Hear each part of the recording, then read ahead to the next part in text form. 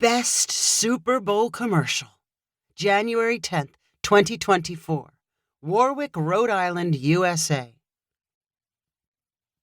Roderick ran up the stairway, taking 2 steps at a time. He burst into the rented office space that was once part of a hardware store and called for all Kidsercise employees to listen up. The 6 other people in the open room raised their heads from computer screens. "I've got the biggest news since we started," Roderick began breathlessly. "We're going to be in the Super Bowl." "What do you mean, down on the field with the teams?" one of the newest employees asked. "No, we're going to have a commercial. I won a contest on TikTok. They're giving us a 15-second commercial. 1 billion people will see it. We'll triple revenue. In a few months, we'll buy our own building." "Hey, slow down," Roderick's father, Kent, interjected. The 2 men looked nearly identical, although Kent had a 25-year head start on his son, and his jet-black hair was sprinkled with gray. "Explain again who's giving us the commercial time?" "TikTok. They get blamed for every bad thing that happens on social media, so they want positive publicity. I sent in a video about Kidsercise, and they thought it was a good cause." "What do they want from us?" "All we do is make a 15-second-long video and send it to them. They take care of the rest. They want it by 5 p.m. California time on February 8th. "That's it?" "Yeah, that's it. I told you, it's the greatest thing to ever happen to us. I've got a ton of ideas for the video. I want to get a nice camera and lighting equipment. We can hire actors and make it amazing." "We better talk about it, strategize," Kent replied. "Let's have a little founders meeting in the conference room." Kent motioned toward the only place in the office with a closed door. Some of the excitement drained from Roderick's face, but he followed his dad into the private space. Karen, the 3rd founding partner, joined them. Inside the room sat a rectangular table. Kent took his usual spot at the head of the table, with Karen and Roderick sitting on both sides. I don't know why you're not more excited," Roderick said to his dad. "I am excited." "You should be jumping up and down, but instead all you can think of is how you're going to take control." "That's not true. I want us to take full advantage of this." Kent looked toward Karen for support. Kidsercise was incorporated as an equal partnership between Kent, Roderick, and family friend Karen.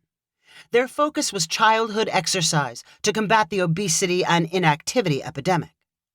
The Kidsercise.com website included free lessons school teachers could use to get kids moving for as little as 5 minutes at a time. The heart of their business plan was an app charging a monthly fee. Users could play games that included fitness tasks like push-ups, jumping jacks, and running in place. The goal was to get kids hooked on the free games at school and then have them beg their parents to play the subscription-based games at home. Most of the company's new ideas came from Roderick. Kent provided the starting capital and business experience. Karen, who was closer in age to Kent than Roderick, had a PhD in childhood physical education. She gave the operation credibility and designed the exercise routines. So far, things were going okay. More and more schools used their lessons, and a healthy number of parents bought app subscriptions. The company had moved beyond mere survival mode and hired 4 full-time employees in addition to freelance game programmers and web designers. For Roderick, growth never felt fast enough. He and Kent clashed daily about decisions and expenditures. They had bickered from the start. Roderick chose the name Kidsercise and secured the web domain Kidsercise.com. Kent hated that the name had so many Z's and wanted something simple like Fit Kids. He did not care that the FitKids.com website was already claimed. As Kent, Roderick, and Karen huddled in their conference room discussing the Super Bowl, Kent continued to say, "I don't want this thing backfiring on us. If we give them a bad commercial, we'll never make another sale." "You worry too much," Roderick repeated. "It's all good. No matter what, they'll remember us. It's all about name recognition. Maybe we should pay someone to make it look professional." "I'm telling you, I got this," Roderick insisted. "It'll have lots of action and jump cuts.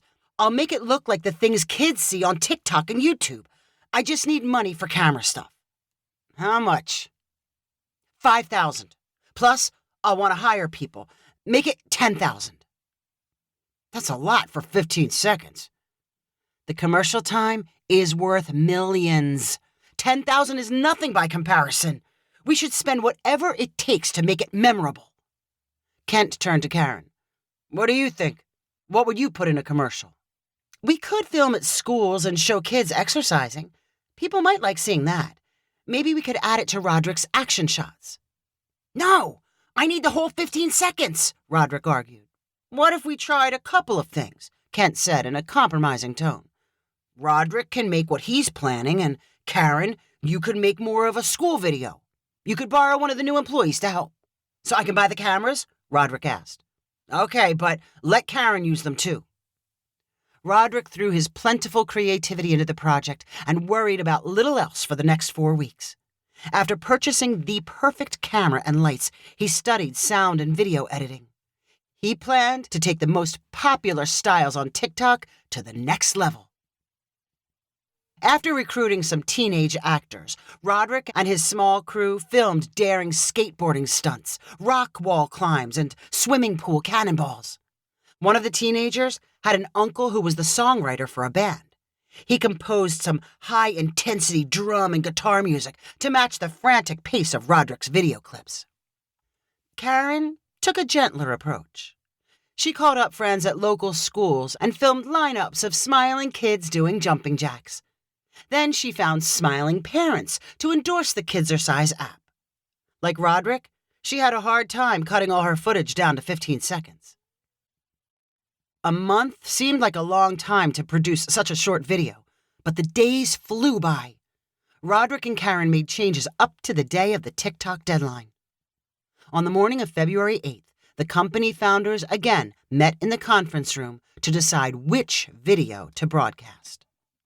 Roderick showed his first. Even when viewed from 10 feet away from a laptop screen, all the spastic action and hyper music made Kent dizzy. He instantly hated it, but only responded with, "Now let's see Karen's." Karen's video combined sappy sweetness with strangely creepy shots of smiling kids. Roderick did not hold back his criticism. Reminds me of a Soviet Union propaganda video. Did you get permission to use the kids' images? Not all of them, Karen admitted. Then there's no chance we can send that in. We don't want to get sued. We have to use mine. Kent hesitated. Maybe we should watch them both again. I knew it. You've got a problem with my video, don't you? Roderick snapped. I knew this was going to happen. I don't want it doing more harm than good. An argument escalated. After 10 heated minutes, Roderick concluded by saying, I'm leaving. You can do what you want. Either send in my video or waste the opportunity of a lifetime. Then he stormed out of the office, confident that his father was trapped and would have to submit his fast-paced masterpiece. Kent mentally struggled for the rest of the day. He did not want to hurt his son or discourage his creative energy, but he had a bad feeling about the video. If only Roderick had kept it simple and made something less groundbreaking. All they needed was name recognition. Roderick acted like he was a famous director attempting to rewrite advertising history.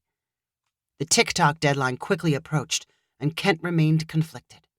With only a half hour to go, he got the strange urge to experiment with a very simple video. He opened PowerPoint on his laptop. He had little experience with design or animation, but he had used basic features in PowerPoint to liven up presentations. Kent typed in kidsercise.com and changed the font and size until the letters looked appealing. Then he used PowerPoint's animation features to make the letters grow larger, pulse, change colors, twirl around, and float across the screen. He added some of the available free music as a soundtrack and watched the resulting video. Was he crazy, or was it not half bad? It was a lot simpler than Roderick's, less risky. It would not annoy anyone. With a few adjustments, it was exactly 15 seconds long. The clock ticked to the deadline. Kent shook his head at the no-win situation and then emailed the PowerPoint animation, which had taken him less than 10 minutes to create. When Roderick sent him a text asking if he submitted on time, Kent simply replied, "Yes." The people at TikTok did not question the content of the Kidsercise video. It certainly did not contain anything offensive. They shrugged their shoulders and pushed it forward to broadcast. It was set to appear after a promotional spot advertising how TikTok helps people and small businesses. Kent's extended family and all Kidsercise employees met at his house for a Super Bowl watch party. They stayed glued to the TV in the large room adjacent to the kitchen. Kent shrunk in quiet dread during every commercial break. The TikTok spot aired after halftime. Roderick and nearly everyone else anticipated 15 seconds of loud jump cuts. The PowerPoint animation appeared instead. "What was that?" Roderick screamed. "I made it," Kent painfully admitted. "I thought it would be safer." "It was horrible. Everyone's going to think we're idiots. You ruined us." "I'm sorry. I screwed up. I don't know what I was thinking." Everyone who saw the video, and that was a lot of people, agreed with Roderick. A good portion of Super Bowl viewers tuned in only for the commercials, and they were harsh critics. Kidsercise was panned as the worst ad of the year and probably of all time. It set a new low in the history of advertising. It contained zero creativity, and it was not so bad that it was good. It was all bad. For days after the Super Bowl, people talked about the failure of the Kidsercise clip. That made them want to rewatch it for a good laugh. A good percentage of them visited Kidsercise.com to see who could produce something so ridiculous. The company had anticipated a surge in website traffic and upgraded their web hosting plan. They did not think big enough. They got so many visitors, the website struggled to keep up, and the curious continued to arrive. Some of them even bought app subscriptions, a remarkable number of app subscriptions.